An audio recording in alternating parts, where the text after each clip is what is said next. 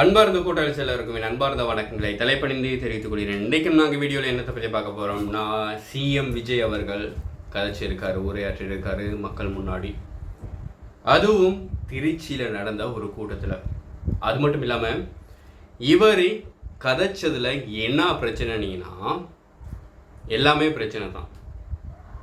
அதுக்கு முன்னுக்கு என்ன சப்ஸ்கிரைப் பண்ணாமல் பார்க்குறவங்க சப்ஸ்கிரைப் பண்ணி வச்சுட்டு பாருங்கள். சப்ஸ்கிரைப் பண்ணாமல் எனக்கு இந்த வீடியோவுக்கு மாத்திரம் ஒரு லைக்கை தட்டி விட்டு பார்த்தீங்கன்னா உங்களுக்கு நான் கதைச்ச பொலிட்டிக்கல் சம்மந்தமான வீடியோக்கள் மட்டுமே வந்து சேரும். ஏன்னு சொன்னால் நான் ரெடி பண்ணி வச்சுருக்க பிளேலிஸ்ட் அந்த மாதிரி. அது மட்டும் இல்லாமல் நான் மோட்டிவேஷன், என்டர்டைன்மெண்ட், ஆரோக்கியம், உடல் ஆரோக்கியம், political comedy, political cinema comedy, vehicle reviews அப்படின்னு ஏகப்பட்ட விஷயங்களை கதைச்சிக்கிட்டு வாரேன். அந்த வீடியோக்களை எல்லாம் பல்சுவையாக பார்த்து மகிழணும்னா என்ன சப்ஸ்கிரைப் பண்ணி வச்சுட்டு பார்க்க மறந்துடாதீங்க. விஜய் அவர்கள் விஜயகாந்தை பற்றி பேசினார், அதுவும் பிரச்சனை இல்லை. பலரை குறித்து பேசினார், அதுவும் பிரச்சனை இல்லை. அதுக்கப்புறம் வெளில கோட் ஷூட் ஏன் உடுத்துறேன் அப்படிங்கிற ஒரு மொக்க காரணத்தை சொன்னார், அதுவும் பிரச்சனை இல்லை. முக காரணத்தை கூட விட்டுறலாம். அவர் என்ன சொன்னாருன்னா, கருப்பு வெள்ளை மனசுங்க இருக்காங்க, அதை காட்டுறதுக்காக தான் வெள்ளை கருப்பு கோட் போட்டுக்கிட்டு வரேன் அப்படின்ட்டு இருந்தார். அதில் எந்த விதத்தில் அடே எனக்கு நல்லா வாயில் வந்துருங்கிறது வேற சொன்னார். எனக்கு நான் வாயில் நல்லா வந்துடும் அப்படின்னாரு. இதெல்லாம் ஒரு முதல்வர் கதைக்க வேண்டிய வார்த்தையா? உதாரணமாக இருக்க வேண்டியவர். அது மட்டும் இல்லாமல் கூட்டத்துக்கு போயிட்டு வந்தவங்க எல்லாம் ஆகா ஓகம் முகம் கிளிகிற மாதிரி காய்ச்சாரு விஜய் எங்கள் தலைவர் அப்படின்னு. நான் ஒன்றும் விஜய் ஃபேனும் இல்லை, பொலிட்டிக்கல் ரிவ்யூவர். அந்த மாதிரியான கண்ணோட்டத்தில் மட்டும்தான் பார்க்குறேன். அந்த வகையில் விஜய் திருத்தி கொள்ள வேண்டிய விஷயங்கள், அடுத்தங்களை நாங்கள் பிரயோகிச்சா மாத்திரம்தான் விஜய் அந்த தவறுகளை இனி நடக்கிற கூட்டத்திலேயாவது விட மாட்டார்.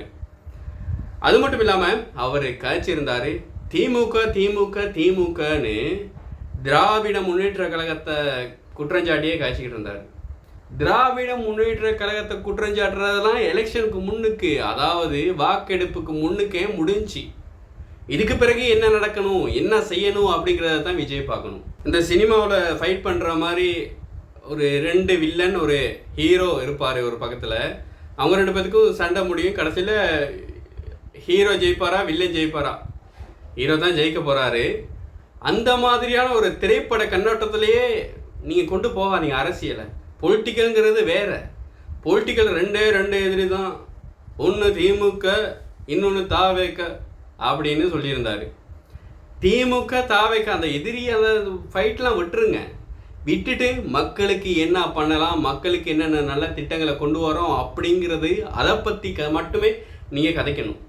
அதை விட்டுட்டு திமுக 2 பேருமே சண்டையை பார்க்குறதுக்காக மக்கள் இங்கே கூடியிருக்காங்க. மக்களுக்கு ஏதாவது நல்லது செய்யுங்க.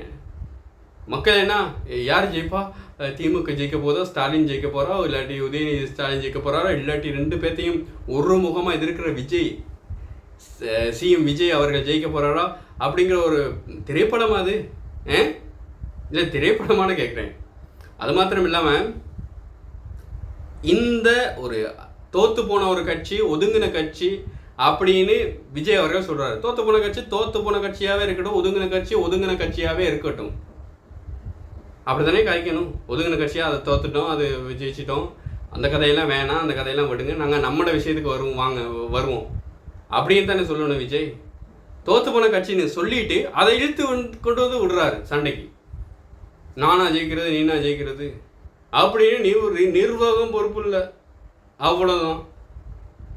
எந்த நிர்வாகம் இல்லை, எந்த நிர்வாகம்னு கேட்குறேன். விஜய் அவர்கள் இப்போ திமுகவை, திராவிட முன்னேற்ற கழகத்தை அவரே ப்ரமோட் பண்ணுறாரு.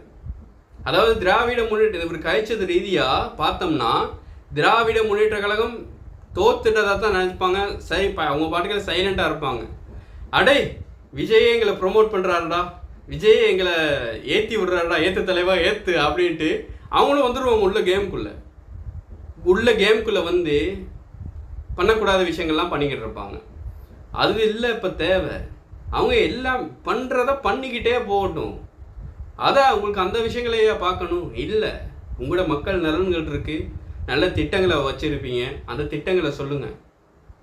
திருச்சிக்கான திட்டங்களை சொல்லுங்கள் திருச்சி கூட்டத்தில். அதை விட்டுட்டு திமுக தாவேக்க இந்த 20 நிமிஷம் தான் பேசுவாராம். பொலிட்டிக்கல் இந்த விஷயத்துக்கு வந்தால் 20 நிமிஷத்துக்கு மேலே அவர் பேசியிருக்கவே மாட்டாராம். ஆமாம், 20 நிமிஷத்துக்கு மேலே பேசலை. அந்த 20 நிமிஷத்துக்கு மேலே பேசாதாலேயே நீங்கள் இந்த விஷயங்களையே பேசணும். ஒரு மக்களுக்கு ஒரு நல்ல விஷயங்களை பேசிட்டு போகலாம்ல. மக்களுக்கு ஒரு நல்ல திட்டங்கள் வகுக்கிறீங்க, அப்படி பிளான் பண்ணியிருக்கேன், இப்படி பிளான் பண்ணியிருக்கேன். நீங்கள் அவகாசம் எடுத்துக்கிறதா சொல்லியிருந்தீங்க. நீங்கள் முன்னாடி பதவியேற்பு விழாவில் அவகாசம் செய்யணும்னு சொல்லியிருந்தீங்க. அவகாசம் எடுத்துக்க எனக்கு கொஞ்சம் டைம் வேணும் அப்படின்னு சொல்லியிருந்தீங்க. இதுக்கா டைம் எடுத்துக்கிறீங்க? இந்த அவகாசத்தை எடுத்துக்கிறதுக்கா நீங்கள் இப்போ இந்த திமுகவையும் தாவேக்காவுக்கும் 2 பேரும் சண்டையும் பார்க்குறதுக்கா நீங்கள் அவகாசம் எடுத்துக்கிட்டீங்க? நல்ல திட்டங்களை வச்சுருக்கிறதுக்கு அவகாசம் எடுத்துக்கிட்டீங்களா, இல்லை திமுகவோட எப்படி சண்டை போடலாம் அப்படிங்கிறதுக்கான அவகாசம் எடுத்துக்கிட்டீங்களா? எம்ஜிஆர் அவரோட கட்சியும் எடுத்த வாக்குகளை அதையும் கம்பேர் பண்ணி பேசுனீங்க நீங்கள். அப்போ இருந்த சனத்தொகை வேற, இப்போ இருக்க தமிழ்நாட்டு சனத்தொகை வேற. அப்போ இருந்த சனத்தொகை குறைவு. இது விளங்கணுங்கிறக்காக புள்ளி விவரமாக சொல்லாமல் இலகுவாக அவங்க விளங்கப்படுத்துகிறேன். அப்போ இருந்த சனத்தொகையை விட இப்போ இருக்க சனத்தொகை கூட. சரி, அப்போ வாக்களிக்காதவங்களை விட, எம்ஜிஆருக்கு வாக்களிக்காதவங்களை விட விஜய்க்கு வாக்களிக்காதவங்க யாரேன்னு கணக்கு பார்த்தா இந்த புள்ளி விவரம் தோற்று போயிடும். விஜயோட புள்ளி விவரம் தோற்று போயிடும். அதான் நான் சொல்கிறேன். அப்போ இருந்த சனத்தொகையிலையும் இப்போ இருக்க சனத்தொகையோட ஒப்பிட்டு வாக்கெடுப்பை வச்சு பார்த்தா பிரயோசனம் இல்லை வாக்கெடுப்பு எடுக்கிறது. அதில் மட்டும் இல்லாமல் எம்ஜிஆர் அந்த காலத்தில் எடுத்தது சோசியல் மீடியாக்கள், இன்டர்நெட் பல வசதிகள் இல்லாத அந்த காலத்திலேயே கரூரில் ஒரு மரண செய்தியை கேள்விப்பட்டவனே விஜய் அதை எடுத்து சோசியல் மீடியாக்கள் முன்னாடி பேசுகிறாரு. ஃபோனை வச்சுக்கிட்டு சோசியல் மீடியாக்களை இப்போ முன்னாடி பேசுகிறாரு. அப்படியெல்லாம் அப்போ வசதி இல்லை. அப்போயெல்லாம் போயிட்டு ஒரு மீட்டிங் போட்டு அப்படி போட்டு இப்படி போட்டு அப்படி தான் பேசணும். அதான் பெரிய காரியம்.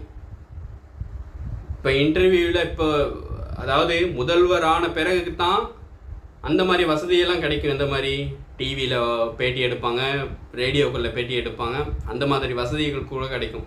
பொலிட்டிக்கலுக்கு வாரக்கு முன்னாடி விஜய் இருந்த நிலைமையில் சும்மா ஒரு சோசியல் மீடியா தட்டி விட்டு கூட அவர் பேசிட்டார். பேச வேண்டிய கரூர் சம்பவத்தை பற்றி பேசிட்டார்.